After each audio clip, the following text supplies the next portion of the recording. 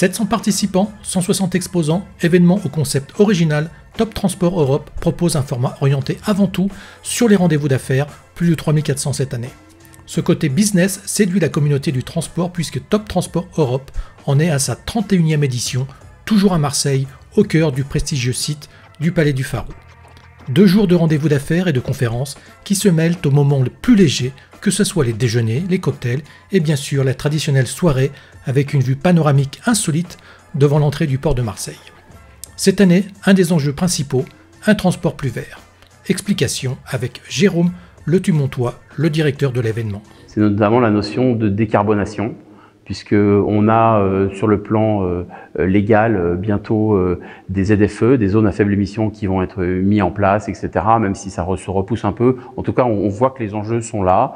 Et fatalement, comme le salon est l'événement est le reflet d'un marché, on a de plus en plus d'acteurs qui proposent des solutions plus vertes, notamment de livraison du dernier kilomètre, par différents systèmes de propulsion. On a de l'électrique.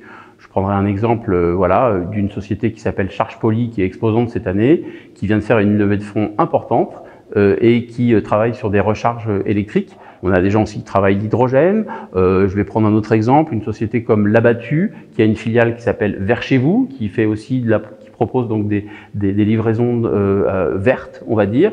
Donc on a une forte tendance, et ça se retrouve sur le salon, d'avoir des sociétés qui sont de plus en plus présentes et qui viennent offrir leurs services pour faire transporter demain moins polluant et plus vert. Moins polluant et plus vert, le rêve ou du moins l'objectif des nombreux transporteurs présents. À commencer par GT Solutions, société familiale qui propose la location de véhicules industriels avec conducteur et depuis 5 ans, elle permet une distribution et affrètement commission de transport via une dizaine d'implantations en France. GT Solutions fait ainsi évoluer sa flotte de 1900 véhicules. Nous avons 121 véhicules qui fonctionnent au GNV, gaz naturel, que ce soit des porteurs poids lourds 19 tonnes, mais également des tracteurs semi, ainsi que des véhicules fonctionnant au B100, biocarburant. GT Solutions va pouvoir intégrer et commander 38 véhicules électriques pour répondre justement à ce besoin de décarbonation avec nos clients, vu que c'est des investissements qui sont lourds, et pour permettre à GT de continuer à être de plus en plus, on va dire, moins impactant et green sur le rejet de CO2.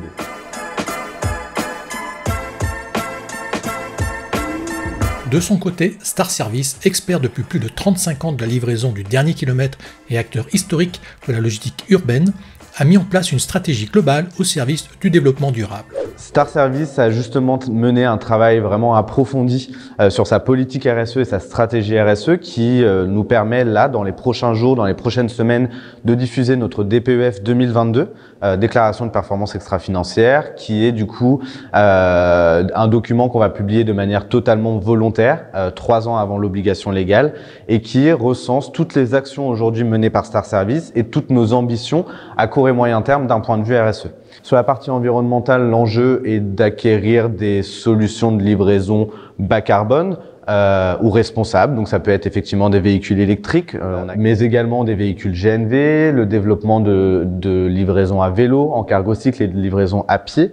C'est aussi un engagement de réduction de nos émissions de 21% d'ici à 2025 avec la signature de la charte objectif CO2. Côté prestations innovantes, Charge Poly, société française spécialisée dans les stations de recharge ultra rapides pour véhicules électriques, avec une coloration très forte sur la logistique et notamment les flottes de camions, vient de réussir une levée de fonds de 15 millions d'euros. L'entreprise va pouvoir notamment accélérer le développement de la société en Europe de l'Ouest et en Amérique du Nord. Mutualiser la puissance installée grâce à sa structure évolutive représente un des atouts de l'entreprise, comme l'explique Thomas Vanketem, le directeur général adjoint. Une des spécificités et notamment une des choses qui a été brevetée dans le concept de la station, c'est la possibilité de relier plusieurs lignes de charge aux différents satellites qui vont constituer la station et qui vont distribuer la puissance au niveau des véhicules, de façon à donner de la finesse dans le pilotage de la station de recharge et de donner aussi de la résilience et de la redondance et donc d'améliorer la performance opérationnelle de la station. Parmi les solutions porteuses d'espoir en matière d'énergie verte, l'hydrogène est au cœur de l'actualité sur le salon. Une énergie à base d'hydrogène qui suscite de l'enthousiasme avec ses nombreuses qualités, mais également quelques inquiétudes ou du moins quelques limites, comme l'explique Alexandre Filoni, Key Account Manager chez Illico, jeune société française qui propose des solutions de mobilité lourde, décarbonées, au profit des acteurs du transport. On émet 0 émission de CO2 avec un camion hydrogène, puisqu'il n'y a pas d'échappement, on n'émet que de l'eau avec un poids lourd hydrogène. Donc on est vraiment sur un véhicule propre à l'usage. C'est un carburant qui répond à des usages intensifs, notamment en termes de charge utile, et même lorsque l'on utilise des équipements dans le cadre de ces activités, comme des grues par exemple, qui sont fortement consommateurs d'énergie, en l'occurrence d'énergie fossile à l'heure actuelle, l'hydrogène vient pallier à ça pour répondre à ces usages-là sur le terrain. La troisième vertu de l'hydrogène, c'est que c'est quand même un carburant longue distance, de 400 à 900 km pour les premiers usages. Dernière valeur ajoutée sur l'hydrogène, c'est le fait qu'un plein d'un véhicule hydrogène se fait en 15 à 20 minutes, ce qui est très rapide, c'est l'équivalent d'un véhicule gasoil aujourd'hui. On a effectivement une empreinte énergétique qui est assez forte.